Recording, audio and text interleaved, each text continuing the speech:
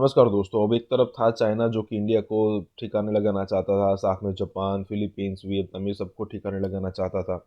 लेकिन जैसे ही इसकी कॉन्फ्लिक्ट इंडिया के साथ शुरू हुई और इंडिया के साथ जो झड़प में उसके कई सारे सैनिक मारे गए। अब तो कहा यह जा रहा है कि 110 से 120 सैनिक मारे गए उसके। जब भारत के न्यूज़ आई थी कि भारत के 20 से 22 जवान यहाँ पर शहीद हुए थे, तो उस वक्त भारत का जो लेफ्ट लिबरल था और पाकिस्तानी जो थे खुशियां मना रहे थे। लेकिन उनको बाद में पता चला कि भाई 100 से ज़्यादा, उस वक्त तो ऐसा कहा जा रहा था कि 40 से 45 चाइनीज सोल्जर्स को मारा गया है। लेकिन अब धीरे धीरे बात ये आना कंफर्म शुरू हो चुकी है कि 110 से 120 चाइनीज सैनिकों को मारा गया है। अब यहाँ पर बात यही हो रही है, कई सारे लोग सुमित पीर साहब को यही पूछ रहे हैं कि भाई आप जो पिछले दिनों प्रेडिक्ट कर रहे थे, ये बात सच साबित हो रही है कि भाई अब चाइना के अंदर बहुत ही बड़े लेवल पर प्रोटेस्ट शुरू हो चुके हैं। और यहाँ पर सुमित भाई का भी कहना है कि भाई मैं 2 सालों से कहता था कि भाई कोविड ठीक तरीके से हैंडल नहीं हो रहा है जिनपिंग से। उसके अलावा उसने कई सारे ब्लंडर और भी कर दिए हैं। उसकी एग्रेसिव पॉलिसी ने चाइना को जो एक ऐसे ऐसे ग्रो कर रहा था और इसको ऐसे कर दिया और नीचे भी आ रहा है। मतलब कि बहुत ही बड़े लेवल पर यहाँ पर नाराज़गी चल रही है जिनपिंग के लिए। तो यहाँ पर यही बात हो रही है। इसी के साथ ये वीडियो शुरू करते हैं। हमारा इसमें कोई हाथ नहीं है। देखिए, ये वहां स्थितियां ऐसी बन गई थी, परिस्थितियां ऐसी बन गई थी जिसके कारण हुआ। मतलब हाँ, ये है, I could see it few years earlier. मतलब 2 साल से कह रहा हूँ कि ये सब होगा होगा, और अब मैं आपको हाल फिलहाल ये भी कह रहा था कि अभी देखिए प्रोटेस्ट बढ़ेंगे। अगर जी आता तो प्रोटेस्ट बढ़ेंगे और कब पब्लिक डिसेंट होगा। देखिए, आज की परिस्थिति ये है कि सब प्रोविंसों में प्रोटेस्ट है। करीब 50 से ज्यादा यूनिवर्सिटियों में, बीजिंग, शंघाई, गोंगजू, शेंगडू, शिंजिन, हर जगह प्रोटेस्ट है।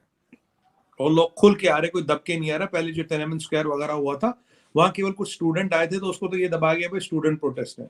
आज लोग खुल के आ रहे, दबा के आ रहे हैं, और सब खुद बताते हुए आ रहे हैं। कोई इसमें कोई छुपा नहीं रहा। आरजू जी, हुआ क्या आज?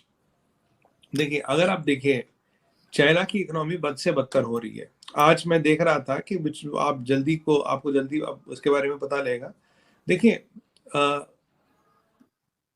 ओबीआर बीआरआई का जो $1.3 ट्रिलियन का लोन है, उसका डिफॉल्ट ऑलमोस्ट श्योर है।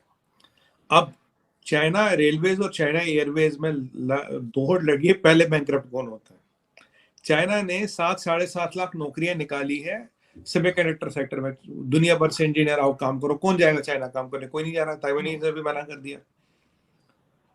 दिक्कत क्या है? 350 बिलियन डॉलर का semiconductor sector is on the verge of declaring bankruptcy. But क्यों नहीं डिक्लेयर करा? डिक्लेयर इसलिए नहीं करा, अगर वो करेगा तो आपको $3 ट्रिलियन का जो आपका इलेक्ट्रॉनिक इंडस्ट्री, उसको भी बैंकरप्ट डिक्लेयर करना पड़ेगा। और जो आपका सबसे बड़ा फ्लैगशिप प्रोडक्ट जो है, सस्ते मोबाइल फोन, ये छोटे मोटे चीजें ये बनाते हो, ये सारे खत्म। दैट मीन्स चाइनीज जो एक्सपोर्ट्स है, करीब 3 ट्रिलियन का एक्सपोर्ट बताते हैं, उसमें बहुत बड़ी सेल लग जाएगी। मतलब यू आर लिटरली डिक्लेयरिंग कि तुम्हारा एक्सपोर्ट खत्म, ऑलमोस्ट। तो यहाँ जीडीपी का सबसे बड़ा कंट्रीब्यूटर जो है रियल एस्टेट, वो खत्म, या एक्सपोर्ट का सबसे बड़ा कंट्रीब्यूटर जो इंडस्ट्री है वो खत्म। तो ऐसे दौरान में चाइना इज डिफिकल्ट टेरेन। मैंने आपको बताया था, देखिए चाइना की इकोनॉमी टूटने वाली है, इसीलिए उसको बचाने के लिए ये सब नाटक, जीरो कोविड वगैरह का नाटक किया जा रहा है। अब हमारा फॉक्सकॉन की बात करें, फॉक्सकॉन जिसमें 2 लाख लोग काम करते हैं, वहां इन्होंने बोला जी यहाँ कोविड आ गया, तो कुछ 30-40 हजार लोग तो ऐसे कूद फाद के भाग गए। उसके बाद फिर इन्होंने बोला जी कि फिर वहां क्या हुआ अर्जु जी, कुछ लोगों को बोला कि आप यहाँ रहिए, हम आपका ध्यान रखेंगे। कचरा जमा हुआ, पानी खत्म, खाना खत्म, तनख्वाह नहीं मिली, नई तनख्वाह की पता नहीं, कारखाना खुलेगा नहीं खुलेगा पता नहीं। फिर लोगों ने कहा यार, खाना नहीं, पानी नहीं, ये नहीं, दवाई नहीं, दारू नहीं, कुछ नहीं, और हम है कोविड भी नहीं। अच्छा, एक और बताओ, जिसको कोविड होता है उसी को नहीं पता उसको कोविड हुआ है, और कह रहे तुम सब यहाँ रहो, यहाँ कोविड है। अब लोगों का कह रहा, अगर यहाँ कोविड नहीं तो मुझे यहाँ रखा क्यों? मुझे जाने दो ना अपने घर। नहीं, तुम्हें यही रहना। हालत ये है कि जिस बिल्डिंग में कोविड हो उसके बाहर वेल्डिंग कर देते हैं, वेल्डिंग करके दरवाजा बंद कर देते हैं। ऐसी परिस्थिति में कौन रहेगा वहां पे? इकोनॉमिक बिल्कुल। आउटलुक चाइना में देखिए 2.3% आ गए तो ओपन सीक्रेट है। 4.4 की बात है, आईएमएफ कह रहा था, 2.3 कह रहा था। 2.3 से भी कम आ गया। डिफॉल्ट करते ही चाइना की कहानी ऑलमोस्ट खत्म। ऐसी परिस्थिति में लोग को आपको बंद करना पड़ेगा, क्योंकि अगर बाहर आगे काम नहीं मिला तो हंगामा मचाएंगे, हंगामा मचाएंगे तो प्रोटेस्ट होगा, प्रोटेस्ट होगा तो जी जिनपिंग गद्दी जाएगी।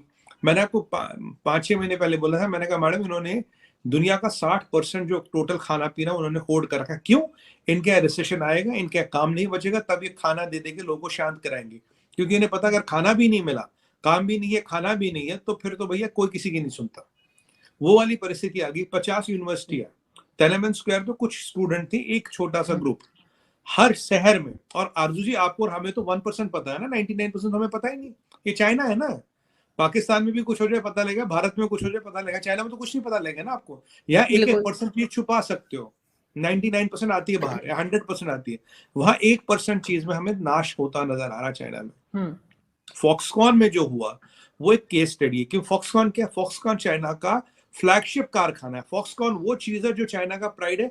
फॉक्सकॉन वो चीज है जिसको दिखा दिखा के वो दुनिया भर से काम लेते हैं। फॉक्सकॉन फॉक्सकॉन इतनी बड़ी प्रेमिसेस, सेमीकंडक्टर, 2 लाख लोग एम्प्लॉयज अंदर रहते हैं। एप्पल यहाँ बनाता है। उसमें अगर ये हालत हुई तो छोटे मोटे कारखानों की तो पूछिए मत क्या हालत होगी।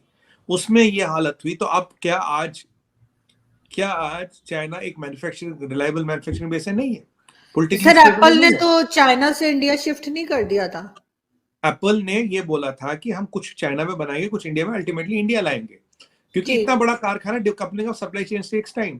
पर वहां तो प्रोडक्शन ही बंद हो गई ना, खत्म कर दिया ना प्रोडक्शन। एप्पल ने तो अनाउंस कर दिया कि हमारा जो ये आईफोन है, हो सकता है डिले हो जाए, क्रिसमस में बड़ी सेल होती है, we may not be able to hit the target, या इतने नंबर नहीं ला पाएंगे बिकॉज चाइना के कारण। चाइना में देखिए ना आरजू जी, रोज नया नया नया नया डिफॉल्ट है। आपसे मेरी लास्ट टाइम बात हुई, आपने तब बोला था सुमित जी आपकी सुने तो चाइना तो खत्म होने वाला। अब आप देखिए कितना हफ्ता भर हुआ होगा, अब ऑलमोस्ट आपको वो परिस्थिति दिख रही है। मुझे लोग कहते थे अरे चाइना की इकोनॉमी बहुत स्ट्रांग है, 10 billion trade, 13 billion, 14 trillion, 15 trillion, पता हाँ नहीं क्या सर, क्या। इम्प्रेशन तो यही आता है कि बहुत स्ट्रॉन्ग कंट्री है, बड़ी कंट्री है, सारी दुनिया को जितनी छोटी कंट्रीज है उनको लोन देती है, मैं आप इसलिए उसकी लोन लग पे भी रहा आ है। जाऊंगा। देखिए जब मैं ये कह रहा था 2 साल से पहले, 2 साल पहले मैंने इस पे आर्टिकल लिखा था, 2 साल से मैं हर चैनल पे ये कह रहा हूँ, और ये चीजें तो मैं प्रेडिक्ट कर रहा था ना कि अभी यहाँ ये होगा, प्रोटेस्ट नहीं रुकेंगे। अगर शी जिनपिंग आ गया, Xi Jinping is the Frankenstein of China.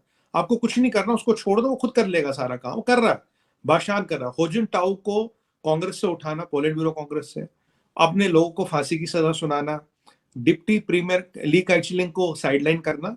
और यहाँ देखिए चाइना में 3 गैंग्स होती है, 2 गैंग्स का को सपोर्ट। अगर एक गैंग शंघाई गैंग हिल जाती है तो जी जिनपिंग के साथ भी वही हुआ जो हो जिनटाओ के साथ हुआ। वैसे इसको सेरिब्रल एन्यूरिया तो बता ही रखा है ना, कि अगर दिमाग की नसों पे थोड़ा जोर पड़ेगा तो निपट लेगा। ये आपने इतना बड़ा प्रोटेस्ट चाइना में होते सुना नहीं होगा, जबकि चाइना ट्रेडिशनली एक कंट्री रही है जहां खाना जब कम होता है, ये सुनिएगा आरजू जी, जब खाना कम होता है यहाँ तराही तराही मचती है। ग्रेट लीप फॉरवर्ड और कल्चरल रेवोल्यूशन में उन्होंने अपने 6 करोड़ लोग मारे थे, माओ ने 6 करोड़ लोग, 60 मिलियन पीपल। तो यहाँ ये सब खोना कोई नई बात नहीं है।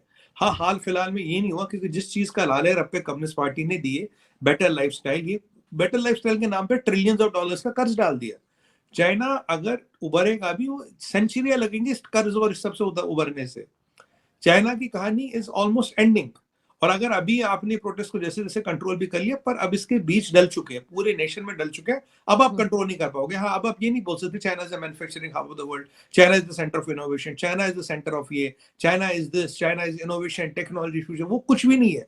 China is not politically stable, China is not economically stable, China is not stable as a manufacturing base. ये 3 चीजें अब सिद्ध हो गई यार, they are prove to the world, और वर्ल्ड देख रही है। क्योंकि और एक और बात है, दुनिया में कौन ऐसा बंदा जो चाइना के साथ कारोबार करना चाहता है? कोई नहीं करना चाहता। 99% लोग नहीं करना चाहते, पाकिस्तान एक्सेप्शन है, वो मजबूरी है, पर 99% लोग तो नहीं करना चाहते।